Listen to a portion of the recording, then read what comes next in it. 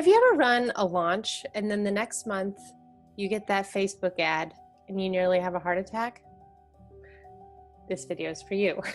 My name is Amber Duggar, founder of Profit for Keeps, and in today's Profit for Joy video, we're going to be talking all about Facebook ads, how they work with Profit First, how they differentiate when you have certain Facebook ads that are materials versus business expenses. How do you figure that out?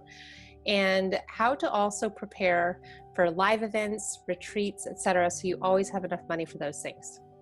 Okay, so let's dive right in. What the heck is a Facebook ad for a launch? Like, what is it for? If you think about it, when you're doing Facebook ads for a launch, it's spending money to bring in new people or to bring people to a specific webinar or to bring people in for a specific challenge.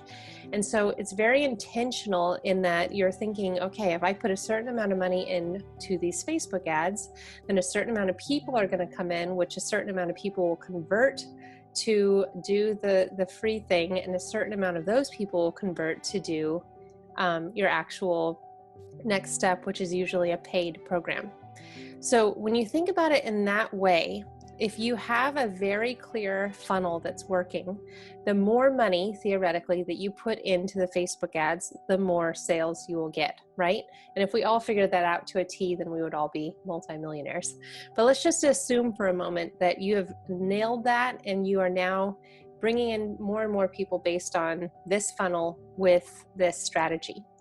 Well, you can imagine that when you do this, you can think of this expense as a materials expense when you are thinking about Profit First. And the reason for that is because you are looking at paying money to bring someone in to make you more money, versus an awareness ad. If you're just doing in between launches and you're running ads just to get your face in front of more people, for more people to be exposed to you, that's more of an awareness ad or a retargeting ad.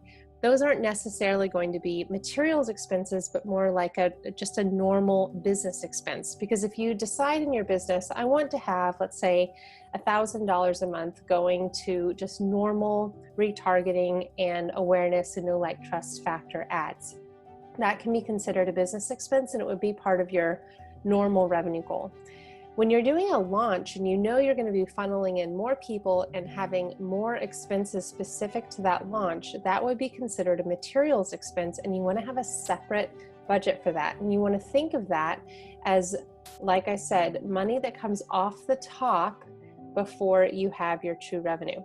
Now, if you're sitting here and going, I think I understand what she's saying, but I'm not really sure, make sure that you check out our video talking about materials expenses and what they are and how they work into true revenue versus total revenue.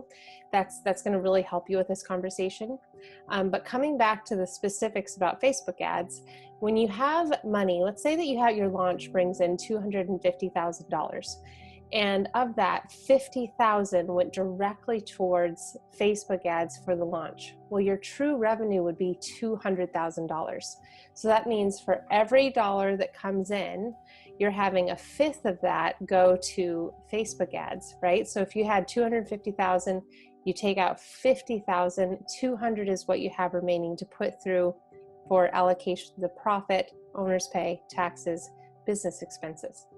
So the main thing that I want you to take away with here is that when you're thinking about ads for a launch, you want to be thinking about putting aside money ahead of time for that, because that's going to be different than a regular Facebook ad. And then going forward, when you're bringing in money from your launch, put aside that same percentage for your next launch so you're prepared for that next launch. So you may, let's say that you saved up $50,000 for your first launch. Then when you bring in $250,000, you would immediately be putting a fifth of that, or $50,000, towards your next launch, and then use the remaining $200,000 towards your revenue goals. And then you'd have that $50,000 sitting there for the following. This is all done really easily in YNAB. This is something that we teach in Profit for Keeps, is how to allocate these expenses so that you have them available for your next launch.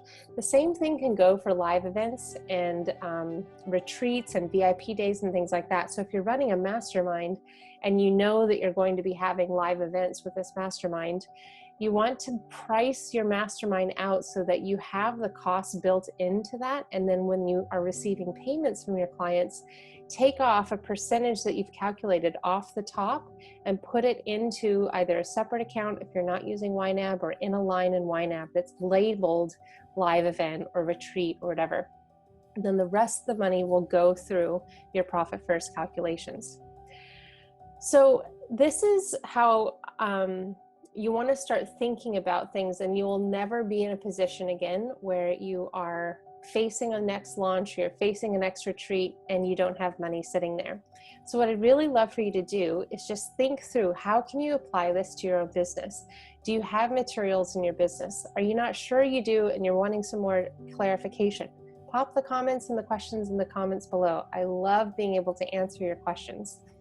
I hope you liked this video. If you did, it would be super helpful if you liked it, hitting that little thumbs up sign, and subscribe if you're new. Would love having you here. This really helps get these videos in front of other people that can really help them as well. And also consider joining our Sweet Life Purposeful Money community. It's at amberdugger.com/community. We are doing amazing things in there and have this incredible supportive community that are really looking to get more clarity and peace around their money and become more intentionally profitable. So money is simply a resource, and making peace with money allows you to pursue the things you enjoy with freedom. Thank you so much for watching. Much love to you.